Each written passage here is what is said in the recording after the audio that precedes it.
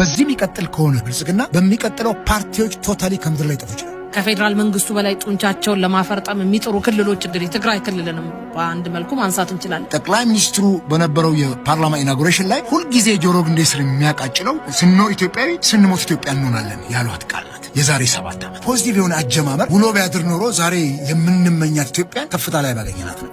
ሁሉ የተቋረጠው ከኤርትራ ጋር የነበረው ነገር ሁሉ አመሰገናቸው ጠቅላይ ሚኒስትር ግን ውሎ አላደረም። ሁሉም ነገር ወደ ነበረበት ከነበረበትም ብሶ ተመለሰ። ሁለቱ መሪዎች ሲገናኙ ደስ ይለናል። አሁን ሲለያዩ ደግሞ ምን እንደለያያቸውም አናውቅም። የዶክተር አብይ አህመድ መንግስት የጥበብ ምሪት ስለሌለ ዛሬ አሰብን በምንድን ነው የምናገኘው? ዛሬም ግልጽ አይደለም። ማን ነው አሁን ኢትዮጵያ ሆኖ እየኖረ ያለው? ማን ነው ኢትዮጵያ ሆኖ የሚቀበለው? ማን ነው አፍርድሚ ጋን በጠጠር ይደገፋል ነውና ጠጠር የምታክልም ነገር አድርጋ የነ ለማና የእናቶ ገዱ የለውጥ ማርሽ መሪ የምንላቸውም ሰዎች ነበሩ። በህወሓት ዘመን ሰላማዊ ሰልፍ አድርገናል። ዛሬ እኮ አይልም አይነ ውሃው የደፈረሰን ሰው ልክ አይደለህም ተብሎ የሚታሰርበት ዘመን ላይ ዜጎች በማይታወቅ ሁኔታ ተወስደው የት እንዳሉ ቤተሰብ የማያውቅ ያንን እኮ ስራ የታገልነው ለዚህ እኮ ህወሓት መራሹን ኢህአዴግ የታገልነው ከፋፈልከን በዘር አባለህን ብለነው የገፋኑና የታገልነውን ስራ ጥለን 7 ዓመት የጦርነት አውድማ ነች። 3-4 ጊዜ ሄደን ያለቀውንም ህዝብ አይደል ለምን ነው ወሻሻል ሪሊ የህወሓት መሪዎች እነ ደብረጽዮን እነ አቶ ጌታቸው ረዳ ሪሊ የትኛውን ህዝብ ይቅርታ ጠይቀው ነው ወዳጅነት ፓርክ ላይ ኬክ ሲቆረስ ያየ? እንዴ ያ ህዝብ ምንድን ነው አሻሮ ነው እንዴ የተቆለው? አሻሮ እንኳን እኮ ጠላ ይሆናል።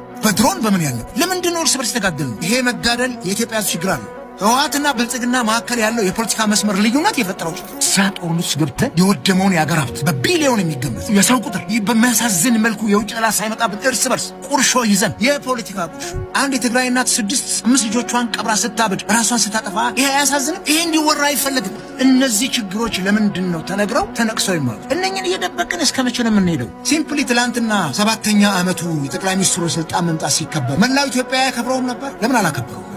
ምንድነው 90% ኦሮሚያ ላይ ብቻ ያደረገው? ለምንድን የሌላው ኢትዮጵያዊ መሪ አይደለም ጠቅላይ ሚኒስትር? ያለው ሌላው ኢትዮጵያ አብሮ ታግሎ አላመጣም? እዛ ለውጥ ውስጥ ቄሮ አልነበረም፣ ፋኖ አልነበረም፣ እነ እጀቶ አልነበሩ፣ እነ ዘርማ አልነበሩም። የጉራጌዎቹ ወጣቶች የሁሉም ትግል ነው ያመጣው። አጋዥ ነበራቸው። ሌሎች እነዚህ የፖለቲካ ኃይሎችስ ተጠያቂነት የለባቸውም? ነፍጡን አስቀምጠው ሰላማዊ ትግል እናረጋለን ብለው የገቡ ኃይሎች ወዲያው ነፍጥ አንስተው ሲታገሉ አላየንም ወይ? አክቲቪስትነት በቃን ያሉ ፖለቲከኞች ወደ አክቲቪስትነት ሲመለሱ አላየንም ወይ? ለኔ ካልተመቸኝ እንደፈለገች ትሁን የሚል ሀገሪቷን የማለት ነገር እየተፈጠረ አልመጣም ወይ? የግል ጥቅማቸው ሲነካ የፖለቲካ ሽፋን የሰጡ ኃይሎች የሉ። ሀገር መሪዋን ትመስላለች፣ መሪዋ ሲሰክን ትሰክናለች፣ ሲያብድ ታምናለች። መሪ የሱን ባህሪ ነው ለህዝቡ የሚያለብስ። ለብቻቸውስ ሊወቀሱበት የሚችሉት ነገር አለሳቸው የተቀናጀ አይደለም። እንዲያውም ያኔ በዘመነ ኢህአዴግ የነበረው አይነት አይደለም። እሳቸው እኮ ልክ አንድ ፕሬዚደንሻል የሆነ እኮ ፓርላሜንታዊ መስል እሳቸው ዘመን ፕሬዚዳንታዊ ነው። እሳቸው ናቸው ፍልቅ ሰዓት ይሾማል ይሽራል። የእሳቸው ኃላፊነት ነው። ጡንቻ እንዲያፈረጡ ያደረጓቸው እሳቸው ናቸው። የሚሾሟቸው ሰዎች ለህዝብ ያላቸው ወገንተኝነት ምን ይመስላል የሚለው ነው። ከዛ ውጪ